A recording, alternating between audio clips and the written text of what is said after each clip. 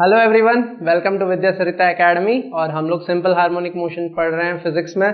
तो simple harmonic motion में अभी तक हमने देखा what are the parameters essential for defining a simple harmonic motion, और फिर हम देखे derivation of the formula for displacement, velocity, acceleration, और फिर हम ग्राफिकल रिप्रेजेंटेशन देखे डिस्प्लेसमेंट, वेलोसिटी और एक्सेलरेशन के। करेक्ट। तो आज हम देखने वाले हैं एक रिलेशनशिप SHM और UCM के बीच में। What is the relationship between a simple harmonic motion and a uniform circular motion, ये आज हम लोग सीखने वाले हैं। तो चलिए चालू करते हैं। तो सबसे पहले हम लोग एक एक्सपेरिमेंटल सेटअप समझेंगे। ध्यान से देखिए, मैं आपके सामने ऑलरेडी एक ड्राइंग बना के रखा हूं।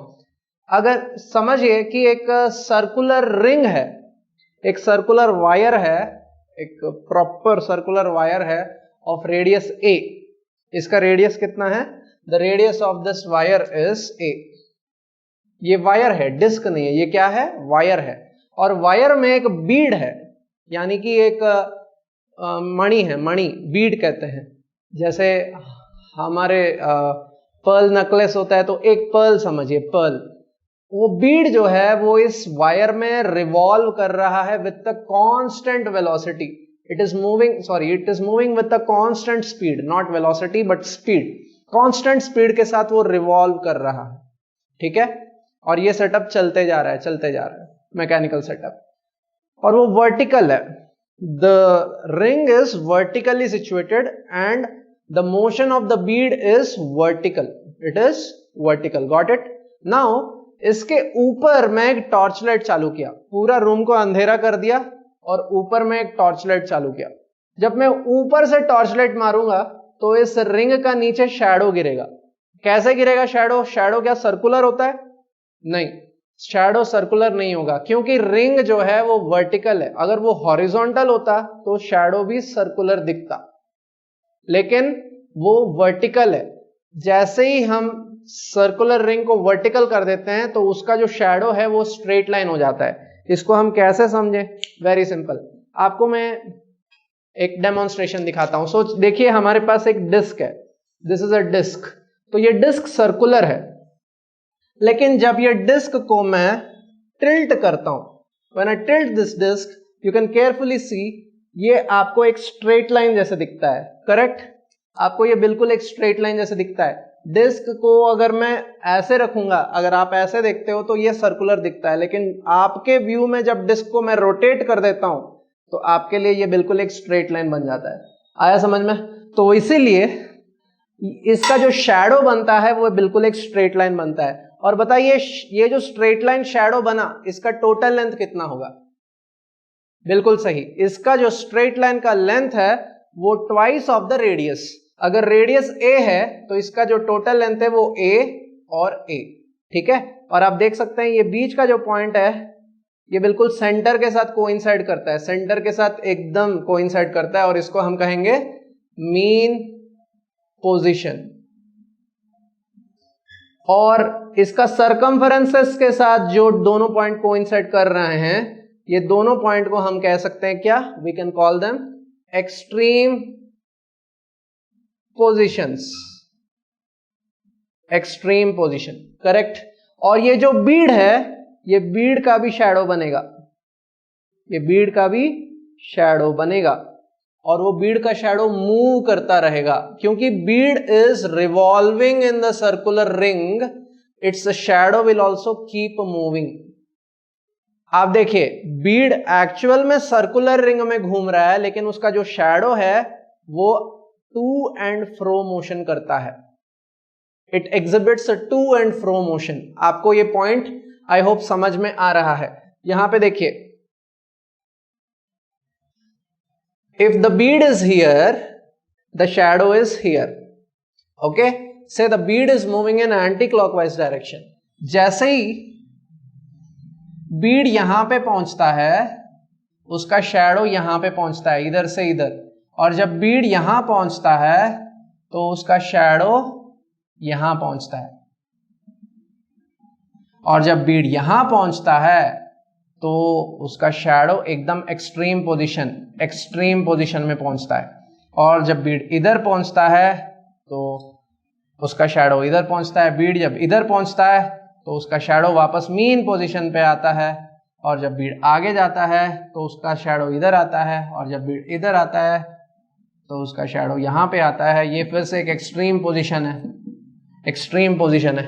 तो आप देख सकते हैं as the bead keeps moving, as the bead keeps moving its shadow also keeps moving. देखिए ध्यान से देखिए, जब बीड यहां पे था, इस लोकेशन पे था, जब बीड इस लोकेशन पे था तो उसका शैडो यहां था, और जब बीड आगे बढ़ता है तो उसका शैडो भी आगे बढ़ता है, और यहां पे रुक जाता है उसका शैडो, लेकिन बीड आगे बढ़ता है।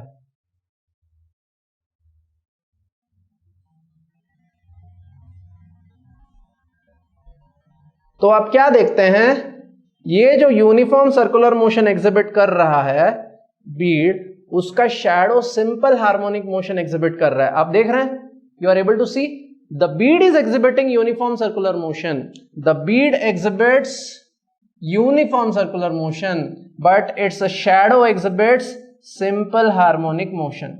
So this is the relationship between simple harmonic motion and uniform circular motion. The projection or the shadow of a uniform circular motion exhibited by a particle is represented by a simple harmonic motion. The projection of a UCM is a SHM. This is the understanding, this is the relationship between UCM and SHM. अभी quickly हम लोग एक formula derive करते हैं UCM से SHM का। ध्यान से देखिए,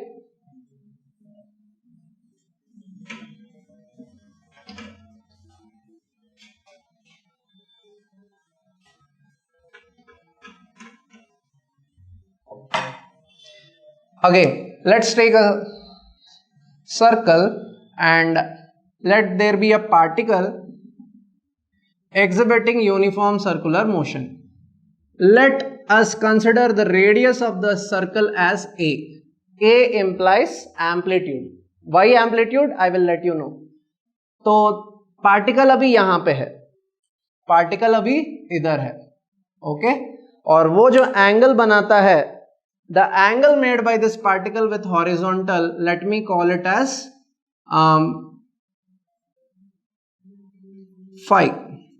Okay, right now the time is 0, the time has just now started. मैंने जो स्टॉप वॉच चालू किया अभी बस चालू किया, जस्ट अभी चालू किया, ठीक है, and we can see that the projection of this particle on the diameter, on the vertical diameter, ये देखिए इस पार्टिकल का जो प्रोजेक्शन गिर रहा है वर्टिकल डायमीटर पे, उसको मैं कहूंगा x. Let me call this x. Okay, तो क्या आएगा मुझे, I can write x equal to a sin phi. आपको ट्रिग्नोमेट्री पता है,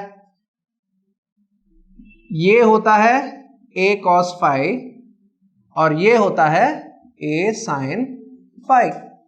वेरी सिंपल, जो वर्टिकल होता है फाई से दूर होता है वो a sin phi होता है, जो फाई को लग के होता है वो a cos phi होता है. तो x equal to a cos phi when time equal to 0. लेकिन टाइम के साथ पार्टिकल आगे बढ़ेगा, तो let us consider the particle reaches here at time t. जब टाइम t हुआ तो पार्टिकल इधर पहुंचा. Now the radius vector is this. ठीक है, तो आप क्लियर कट देखते हैं कि उसका जो प्रोजेक्शन है डायमीटर पे वो भी मूव करेगा, इट ऑल्सो मूव्स. लेकिन कितने स्पीड से मूव कर रहा है पार्टिकल, देखिए particle is exhibiting uniform circular motion, यानी कि उसका ओमेगा जो है वो कांस्टेंट है, उसका ओमेगा कांस्टेंट है. तो then what is this angle theta. I can write theta as omega t. कैसे लिख सकता हूं, theta is the angular displacement, omega is the angular velocity and t is time. आप सबको पता है distance is equal to speed into time, ये हम लोग बेसिक पढ़े हैं. बिल्कुल वैसे ही angular distance is equal to angular speed into time. तो angular distance is theta, that is equal to omega t. So theta is equal to omega t. तो अभी का जो एक्स लोकेशन है, the x location right now can be referred to as a sin omega t plus 5. देखिए, I have proved you that the projection of a particle exhibiting uniform circular motion is a simple harmonic motion because its displacement is represented by a sin omega t plus phi, which is the solution for the differential equation of an SHM. इसको जब differentiate करोगे तो आपको आएगा velocity is equal to a omega cos omega t plus phi, और इसको एक और बार डिफरेंशिएट करोगे तो आपको आएगा a is equal to minus a omega square sine omega t plus phi. So I hope this is very clear. The relationship between a UCM and SHM is the projection of a UCM can be considered an SHM. That's all for today. Thank you very much. Hare Krishna.